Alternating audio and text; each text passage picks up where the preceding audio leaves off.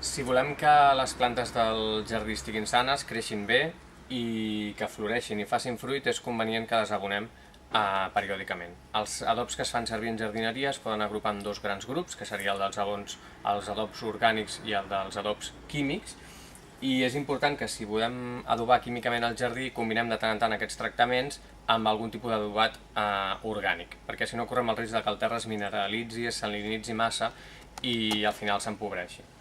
Els adobs orgànics n'hi ha de diferents tipus, per exemple adobs líquids a base d'algues marines i aminoàcids naturals, que serien com aquest adob de cannàbium per la planta del cannabis.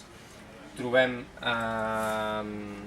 adobs a base de guano, tant líquids com en pols. El guano és les restes minerals dels excrements de les aus marines i constitueix una font d'adobat molt important, ja que el fòsfor és molt limitat en els ecosistemes terrestres, de manera que abunda en els ecosistemes marins. Les aus migratòries, com que mengen peix, doncs reincorporen als ecosistemes continentals aquest fòsfor.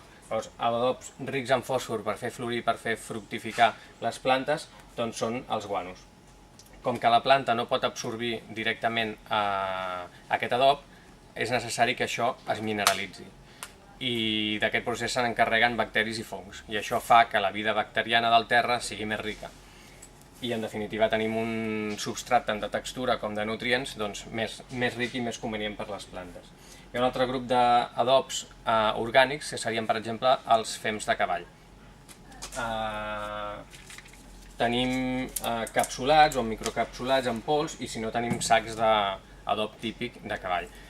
També històricament s'han fet servir molt i també van molt bé perquè a banda d'enriquir el terra i d'aportar-nos els nutrients, doncs donen una textura, amb un terra que tingui massa drenatge, doncs donen una textura més esponjosa que reté més la humitat i és molt recomanable per plantes que floreixen molt, quasi per tot tipus de plantes al jardí i especialment, doncs, per exemple, per rosers.